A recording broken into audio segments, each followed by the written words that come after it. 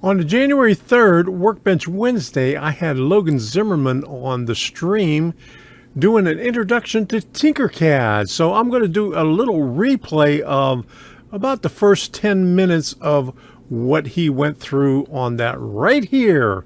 I'll have a link to the live stream so you could check out more on that after you watch this. So enjoy.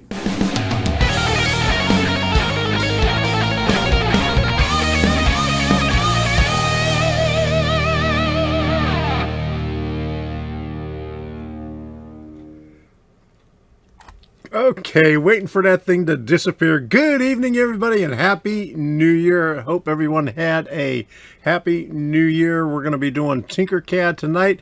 Let me get Logan over here. So how you doing, Logan? Good. How are you guys doing? Oh, all right. Happy New Year. Yeah, Happy New Year to y'all as well. Go ahead, Logan. It's all yours. Do whatever you want, and as the questions come up, I'll put them in the queue, and I'll present them to you when it's appropriate. How's that sound? That sounds perfect. Okay, so it's all yours right now. Okay. When you initially log into Tinkercad, it'll bring you to this menu. I'm already logged in, so if I go to tinkercad.com, it's just gonna bring me right to that main screen. When you log in, you'll select either type in your credentials that you did through Autodesk, or you'll use your Google. You can use your Google account to get into there. Under here, you'll have a 3D designs. This is anything that you've created that will pop up into this design area, or you can do create design, create 3D design. I have one here open in another window already. So if you guys, anyone that's following along, if you want to go ahead and do create and then tell 3D design, it should pop you into a new window that looks like this. And everybody can let me know if I'll give somebody a second to kind of log in to see the screen. We'll go over kind of what all the buttons are and some of the different menus and some of the basic functions, and then a couple like tips and tricks to move faster.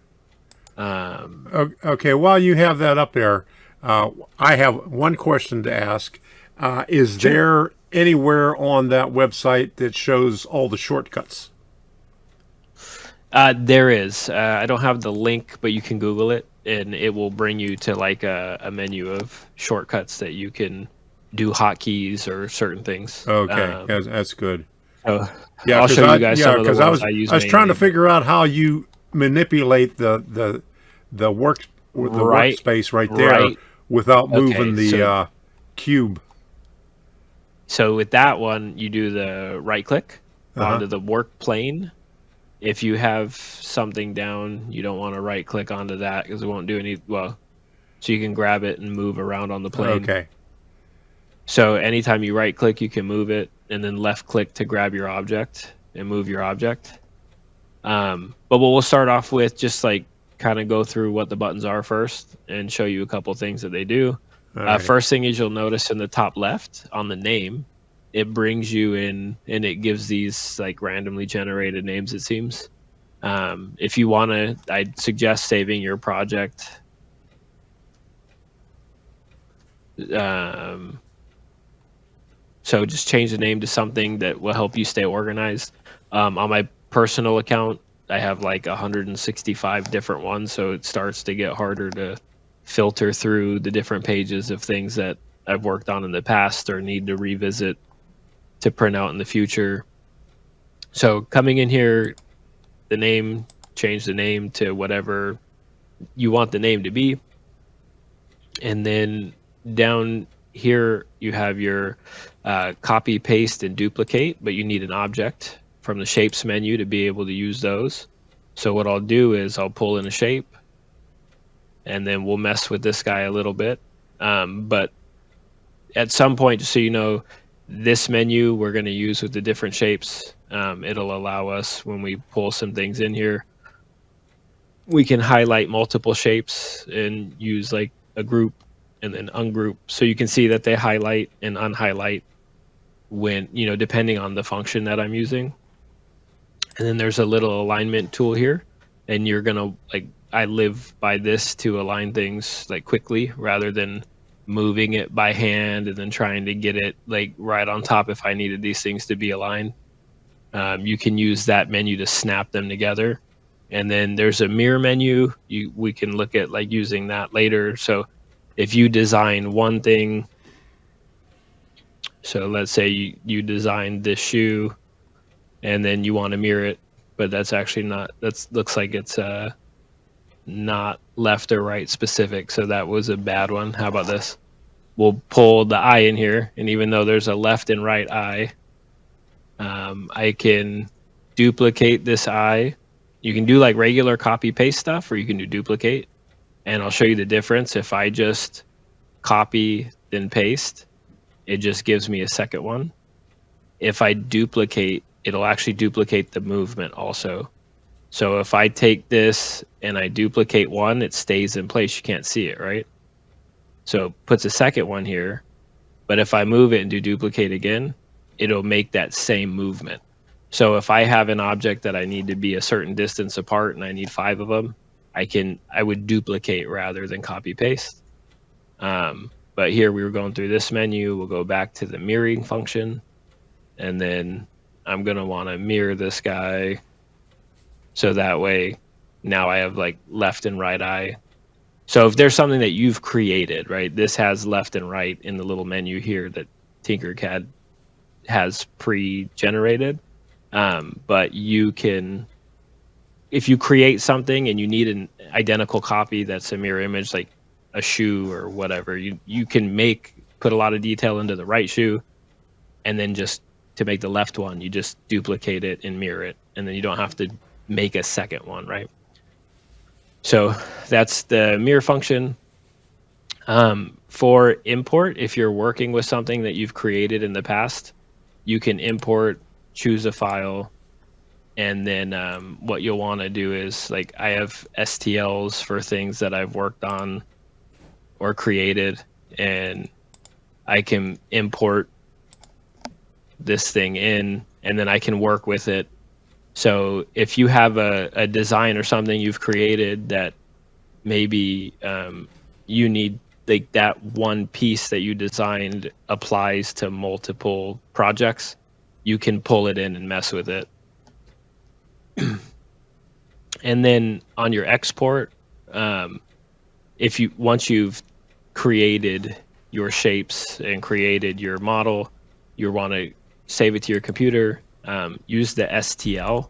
You can do these ones, but on the STL, it saves it, like this one saves it, OBJ saves it as a zipped file, but the STL just saves the regular file right to the downloads. You can rename it, because the thing is, when I save this, it's going to save as the name of the project. So like train example, right? So if I make 6 things in the same project, so go back to basic shapes. If I want to pull other things in and I want to print these shapes, I can select each one and export just the highlighted shape. But if I export it again, it's going to say train example and then number 1, copy number 1 in parentheses. So it's good that once you export a file, you change the name and then export the next one, change the name.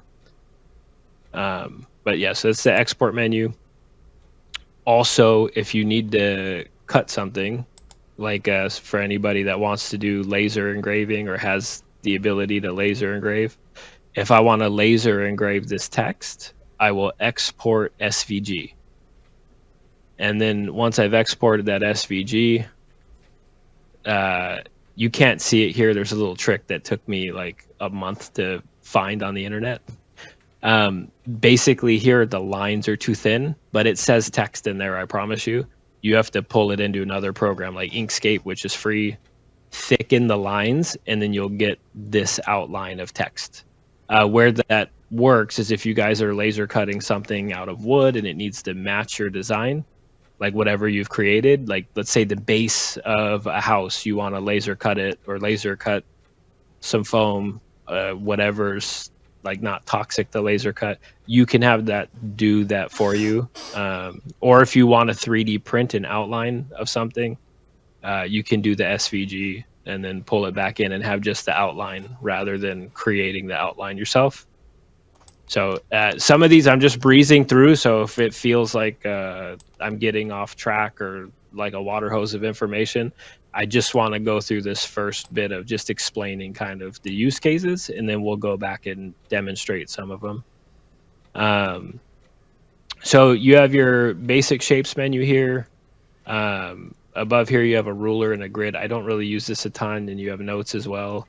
I use that sometimes sparingly for certain projects, but for the most part, I don't use these typically, because when you click on a shape, if you hover over the boxes, the alt text comes up and it tells you, like if you click or hover, it tells you what size, and these are in millimeters. You can change that in your settings. I stick with millimeters. All the 3D printers utilize millimeters. So unless you want to convert everything to inches and that's what you think better in, you can do that in the software. I do everything in millimeters myself though. So one thing on this menu is that you have all these basic shapes. And again, like we talked about before, think of these as like Lego pieces. That's like the best way in my mind for me to see these different things. Because if I use these together to duplicate or create things, so this is the alignment tool I was talking about. If I want to center the objects, I just click and it snaps them to center on each other. But if I group that, now I've combined the two and I have an interesting shape. You know, if I needed that, I was trying to make some kind of hat out of this, like a chef's hat or something, or whatever it may be. Like combining, if you notice, it cut the triangle wedge out of the cylinder. Right. Yeah. I hope you at least learned the basics of Tinkercad just to get started in it. If you want to see more on it, don't forget to go check out my live stream from January 3rd, 2024. Workbench Wednesday is also titled Tinkercad with Logan Zimmerman. We'll be having more live streams coming up next week. But first, we got a train show coming up this weekend. So hope to see you there in D-Land. So until the next time, we'll see you and have fun with whatever you're doing.